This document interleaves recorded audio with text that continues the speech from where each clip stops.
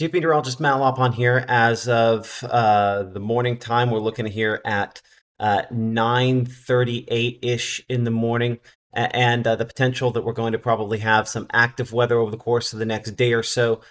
Most of it obviously is going to be strong winds, but there's also potential we could have some significant issues with tornadoes possible around the region here. I'm gonna go ahead and kind of show you the overall risk area. And while I'm waiting for some folks to get online here, I'm gonna get my computer plugged in. It looks like it is streaming a little less effectively for a moment with that. So let me kind of flip this off for just a second here as I kind of turn off that camera and I get this all up. But you can see the severe risk area is pretty similar locations to where we showed you earlier. Next risk outlook comes in a little bit later on this morning, about an hour from now. We do anticipate probably similar look to it. There's just such strong winds aloft with this system that there's just some major questions as to if even we have a marginal amount of moisture, could we be talking about an extremely significant severe weather threat? That's the question. Certainly, you could see the locations there where that's most likely to be an issue down there in south and really central Mississippi as well, where things are much more likely to be aligned there. As you can see, our tornado outlook certainly is the greatest for some of those locations as well. We're talking down there, central and south Mississippi, there's definitely going to be more moisture down there, and that's one of the factors that will absolutely increase the likelihood that there are some issues there as well. So, obviously that's one of our big concerns. The question is, how far north does that threat exist? This is almost the exact same outlook we showed you yesterday on WTVA on air.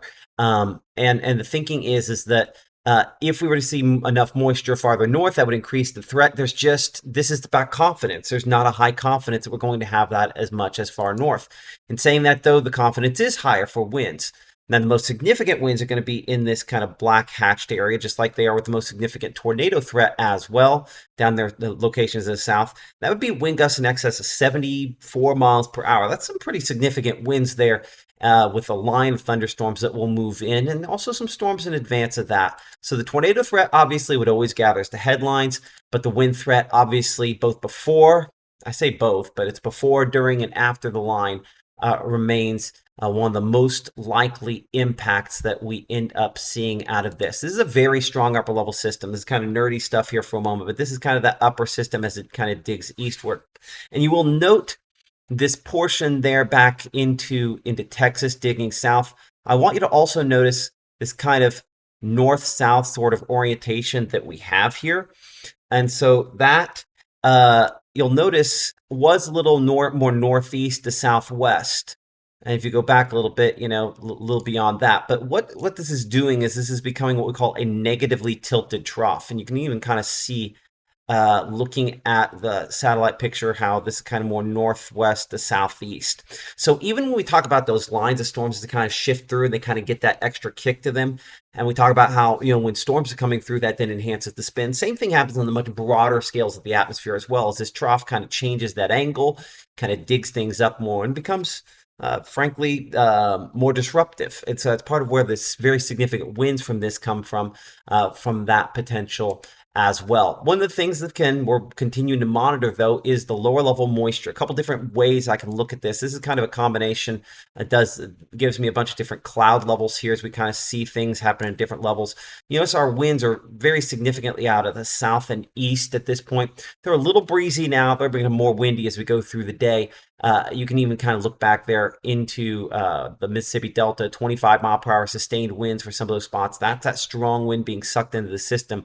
And you can also see the line of thunderstorms back there farther to the west, a line that has produced some severe weather so far today already, including what potentially were at least one tornado touchdown back out there into Oklahoma with this. Still, I'll be honest, I've not kept up super well with all the different touchdowns, things of that nature, but definitely an active pattern there. I want to kind of change the radar site here if I can get my, give me a moment to pull off some of the, I might have a hard time doing that.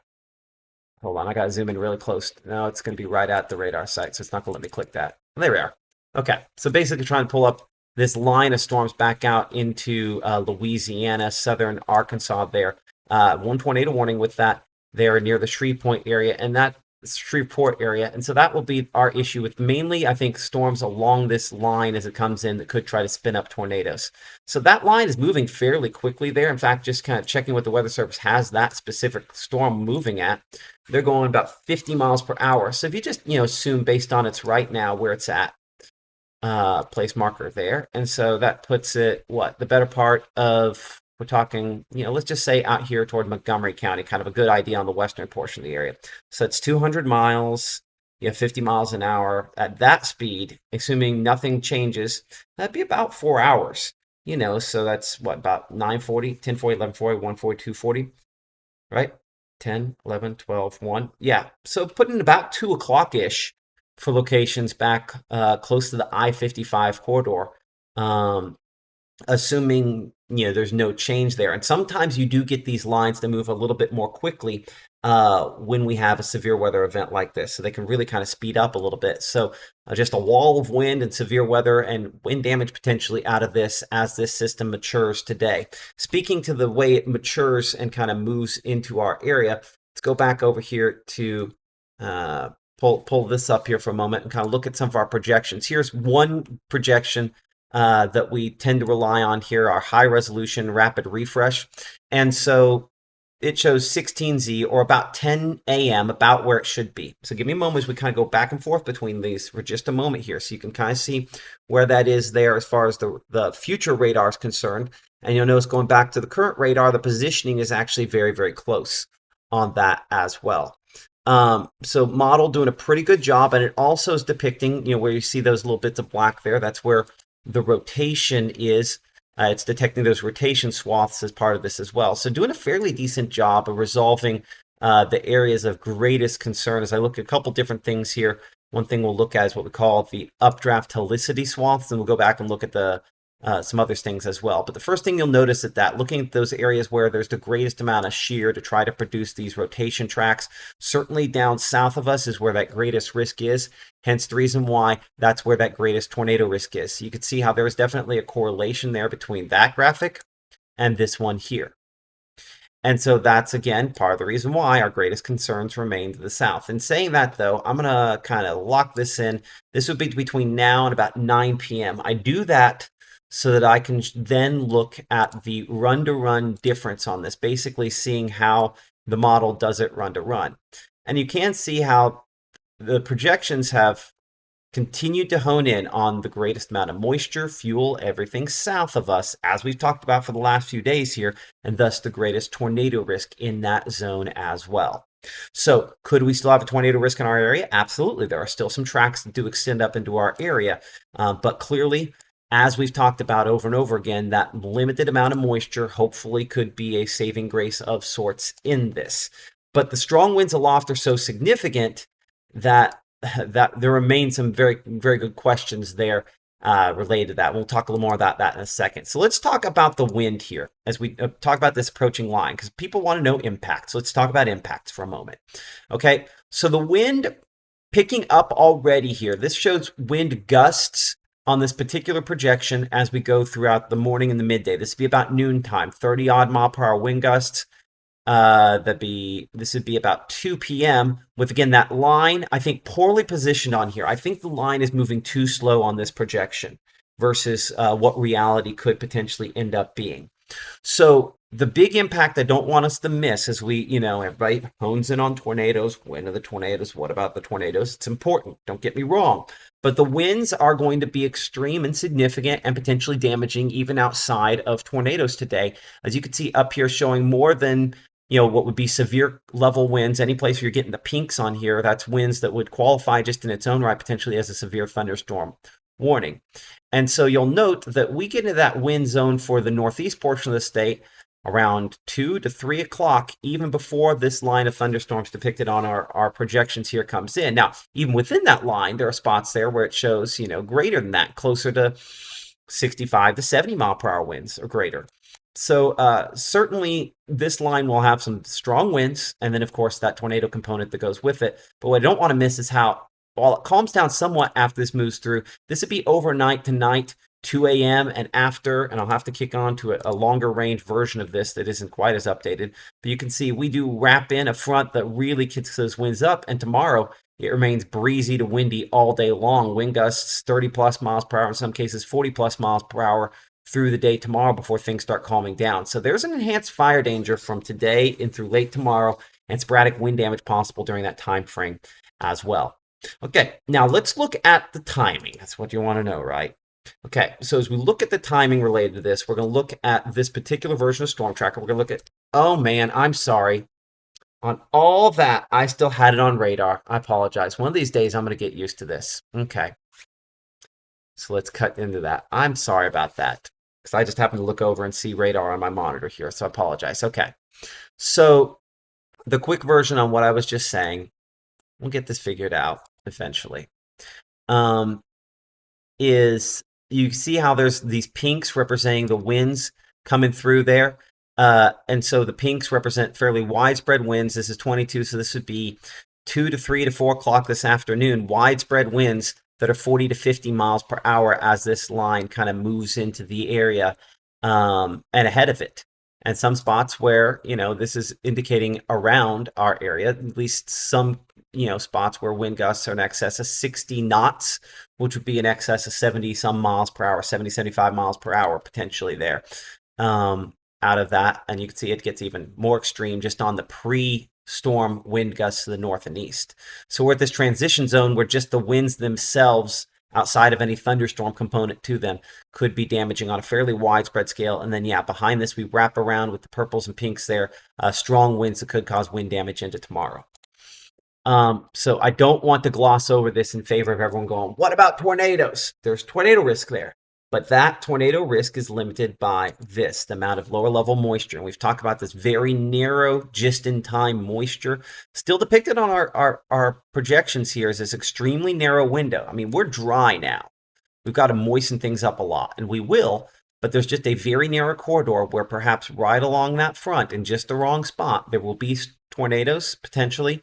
And I would not rule out the strong tornado potential, especially for the southern portion of our area, simply because of the fact that there is such significant strong winds aloft. And that makes a big difference on the potential for active weather and tornadoes.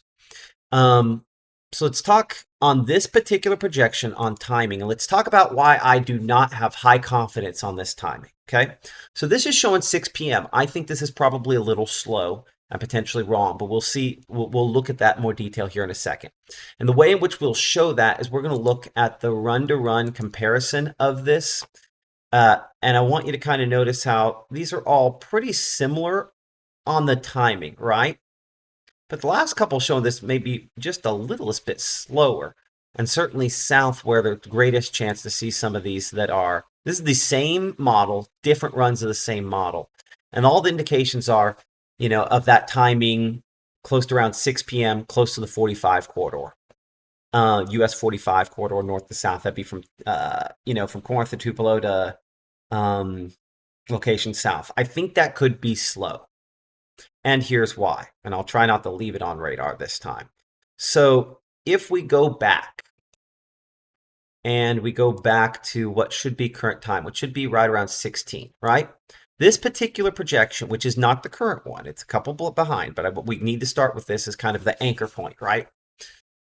This is close to Shreveport, right?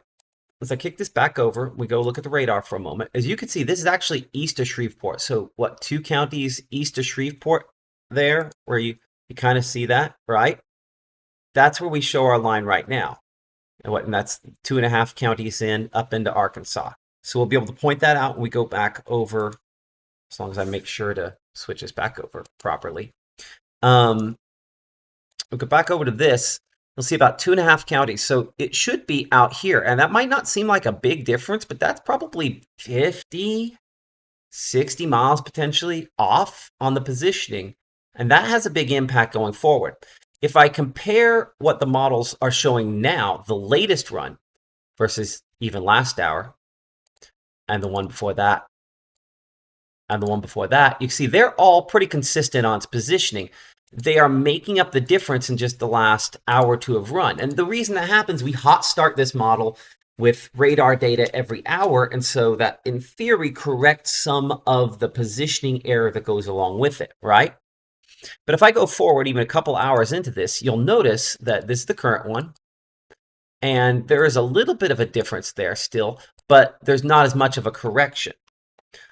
Well, let's bring it to say 20Z, 21Z, right? So that would be, this would be 3 p.m. where it still shows it kind of wet. There's Grenada right there, so about 40 or 50 miles west of that, right? And now if I look at the current run versus the previous, there's extremely little difference. Watch this specific spot, and I wish I could keep my mouse there, but keep your eye on basically where that is. I want to show you, this is last hour's run, and this is the current run. You see how there's just, maybe 10 miles difference between the two? Here's why that's all important. The model's going too slow. And it has a hard time adjusting to the acceleration that these systems get. I say that because when you have such a strong upper level system, it tends to, as those winds plow down the surface and then potentially cause the wind damage, it also tends models to underestimate the forward motion of how this could play out. And so I think that means it's possible that this again is underdoing just how quickly it gets in. So when I show this one on the current projection here, and I show it, say that is Western Grenada County, and this would be 4 p.m., I think that's slow. I think it's 60 miles. I'd say that's at least an hour slow. I would say at latest, we're 3 p.m. Western Grenada County. And I'll zoom this in here in a moment because I think we can use the overall look of this, despite the fact that the positioning, I think, is a little dubious at this point. Let me see if it'll, hold on. Let me go over there. Well, let's see if you can still see it on that projection correctly. Okay, yeah. I'm going to zoom in a little bit more. Hold on. There we are. Okay, so ignore the fact it's going to be off-center closer to my head, but I wanted to at least get it in closer. Okay, so that's Grenada. That would be Houston. That would be Tupelo, kind of the north-south area. You have 22 connect with 45 on there. That'd be Columbus. That'd be Starkville. That would be Winona. Pretty close to Winona at this hour here. I'm not going to be able to actually show that hour to hour, unfortunately. So I'll try to point it out where it is on that there as best as I can. So this, in theory, says by 6 p.m. where it should be. Again, I think it's wrong. I think by 6 p.m., it's probably here, maybe to the Itawamba-Lee County line, up here toward probably Corinth by that point. Perhaps Columbus. There will be storms ahead of it, but I think that primary line will be to some of those spots by that point. By 7 p.m., near the Alabama state line. So I think you could just honestly slice off an hour on any of this. So let's go back here for a moment. So this would be probably positioning as of probably 3 p.m. at the latest, and maybe 2:30 or so. Let's say 3:30. Let's say 4:30. Let's say 5:30. Let's say 6:30 to give you an idea as this moves in. So I would say that's a slightly earlier timing just because of how strong the upper level winds are on this system, on this storm, as it kind of moves into the area. Now, let me see here. I'm looking for. Oh, okay. I know where that is. Give me a moment, and I'm going to force this to change to another one of these, and I'll actually get it right for a change. So this represents some of those stronger winds aloft from a different site. You can see pivotal weather there with this site. And so those strong winds aloft, a lot of shear associated with this, and all our projections showing substantial amounts of that. In fact, if I go look just a little bit above the surface, we're not very high above the surface, but just a little bit above the surface here, you can see those winds estimated, and this is going to be around 6 p.m. tonight. Winds estimated about 100 miles per hour, just a little bit above the surface. If any of those mix down, that is big problems potentially there out of this. Let me see here if this is. Hold on, have we locked up here for a second? Because that looks fine there. Let's see, are we good? Hold on.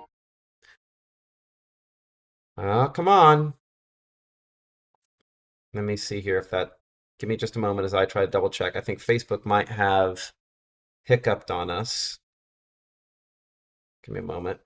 Double check that. Apologize. That's actually east of Shreveport. So what? Hold on. That's reverted back. picked up on us. Nope, I think it's back. Okay. Double check that. Let me turn my volume all the way down. Apologize, you're going to have to hear that back and forth. Okay. So that is good right now. Okay. So I apologize for whatever reason Facebook has decided to throw up a little bit on us, but there we are.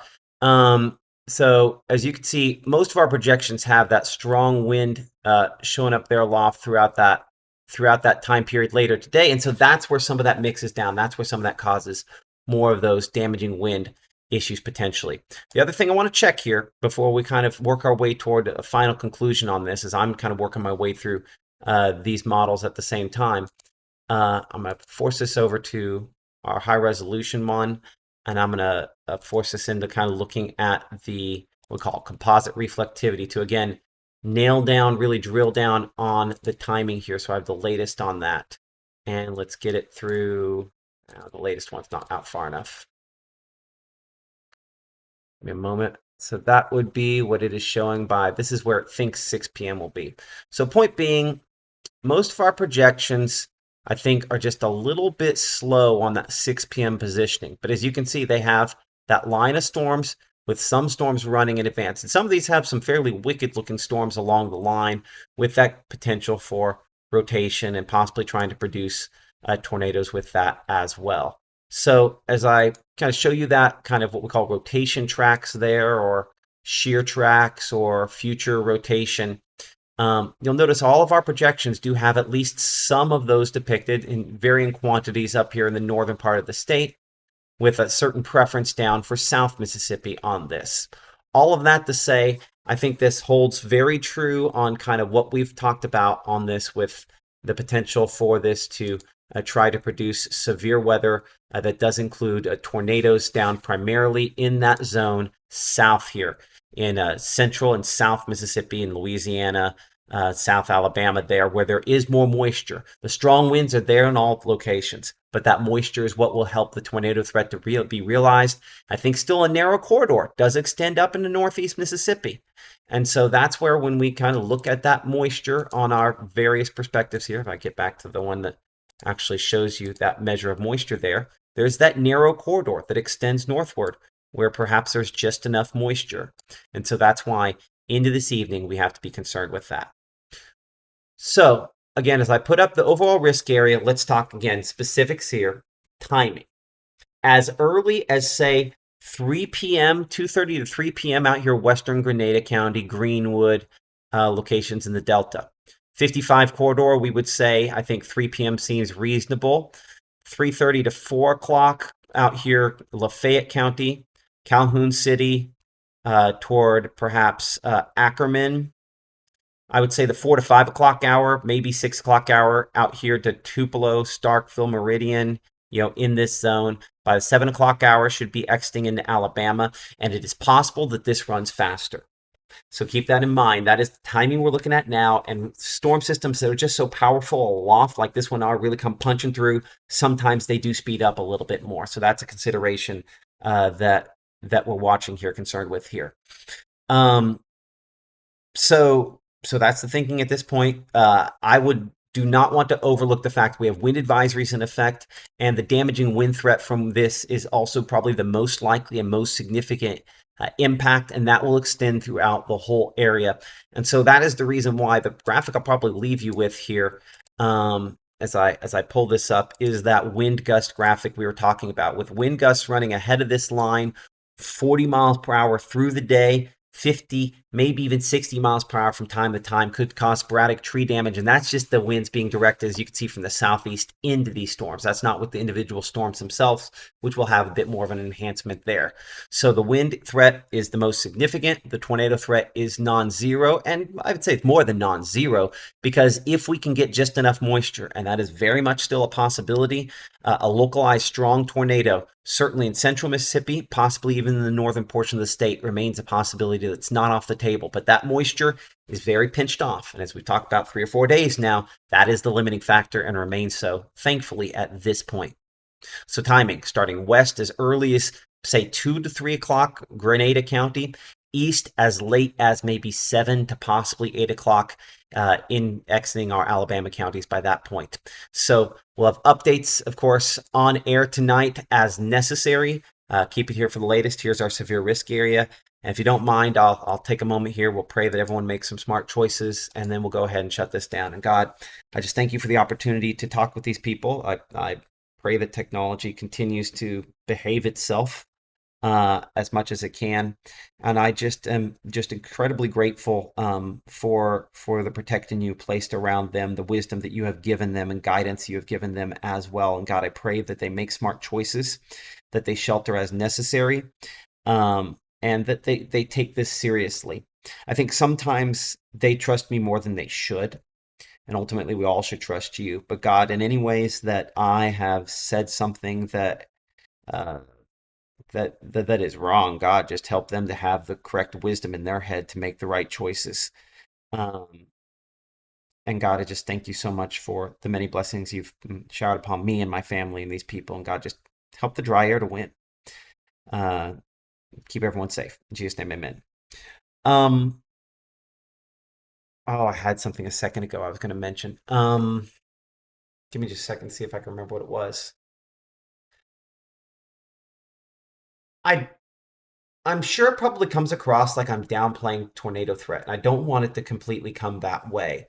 Moisture is a limiting factor, but like the strong winds aloft are so strong that if it's at all right, and there is just enough moisture, we could get a strong tornado. So I don't want you to be like, well, Matt said there wasn't going to be that. I mean, that is still on the table for some locations, especially down to the south. So I don't want to make. I want to make sure we haven't underplayed that, and I want to make sure that we've thought about where are our tornado safe places, where do we go, how do we find out, all the things we always talk about. That's still valid here in this case as well. So anyway, be smart, be safe. We will probably doing some live coverage a little later on today. Um, and hopefully things go well. Everybody makes smart choices. Okay, we'll see y'all a little later. Bye.